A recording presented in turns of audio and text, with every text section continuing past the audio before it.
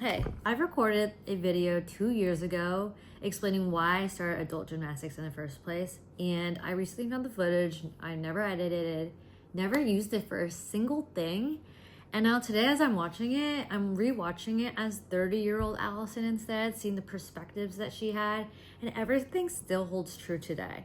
So since I've been posting adult diaries about my gymnastics progress and so on, I was thinking about re-recording, but it might actually be cooler for 28-year-old Allison to take the lead here, and maybe I'll jump in afterwards. What's going on? How's it going? My name is Allison, and today I wanted to share with you why I started gymnastics at age 28. To give a little background, we need to start at the very beginning. At 3 years old, when I started gymnastics, I started gymnastics as a kid mainly because my mom said I couldn't stop moving. I don't know why she didn't know I had ADHD then. From age 3.5 years old, I went all the way up until 7th grade. Unfortunately, I decided to quit in middle school because I didn't want to take the bus. That sounds lame, but I was scared. I was scared of taking the bus from one side of San Francisco all the way to the other side of San Francisco by myself. I'm really, really regretting that. But it's not something that I can go back and redo. But it's something that I can still change today. And so one of my main reasons I wanted to go back is that I wanted to feel like a kid again. From somebody who is doing a 9-to-5 job every single day, it gets boring. And there's not often a time where you can feel like a kid. For me, going back into gymnastics is something that I've always wanted to do, and I just didn't know existed for a while. Until one day I decided to search up adult gymnastics in my area, and just found one. One reason why is that I wanted to feel like a kid again. There's just something really magical and pure joy of just doing something you used to love and doing it again. Reason 2, if not now, when?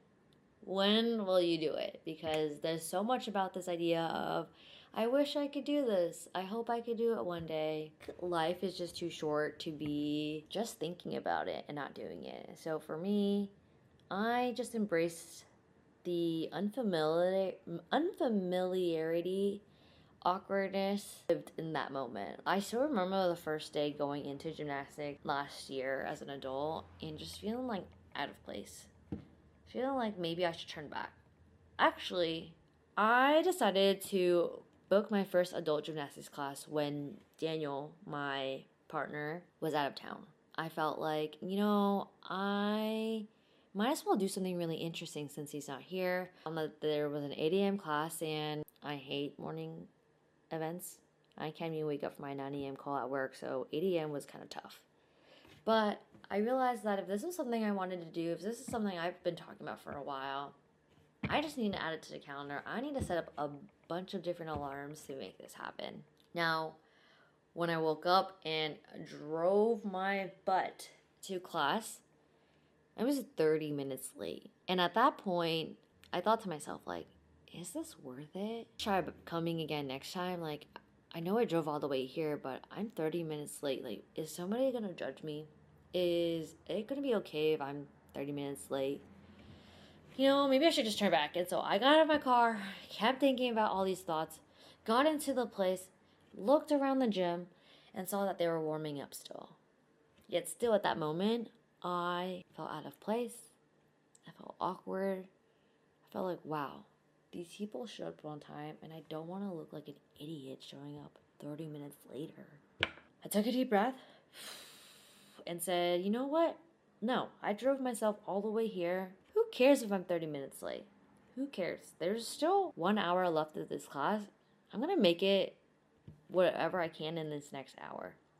So I walked my way up to the coach and said, hi, is it okay if I join? I know I'm late, but I did gymnastics before. I know how to warm up a little bit. Is it okay if I join my class? And crazy enough, the coach was like, yeah, sure.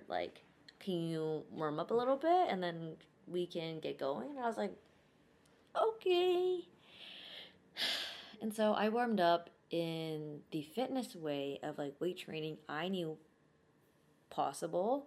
that was history. Like, after that moment of getting over the awkwardness, getting over the idea that, I was late, getting over the judgment of myself, I had an absolute blast.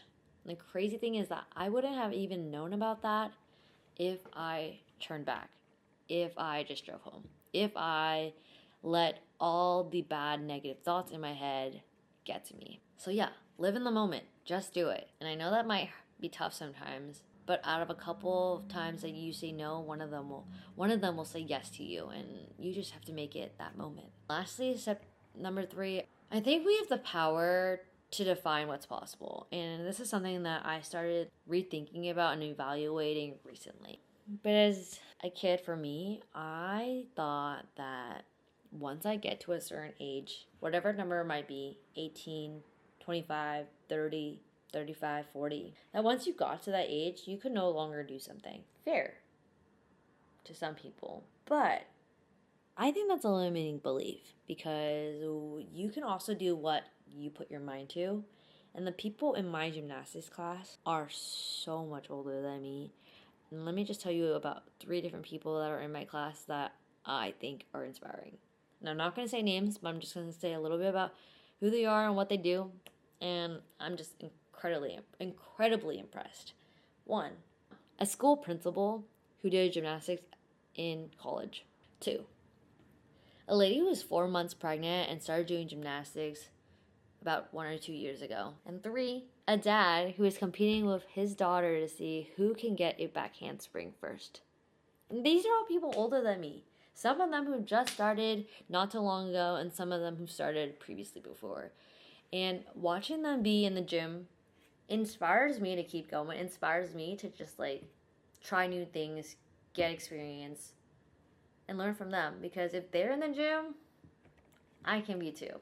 So I hope you follow along on my journey in my gymnastics career, I guess you could say.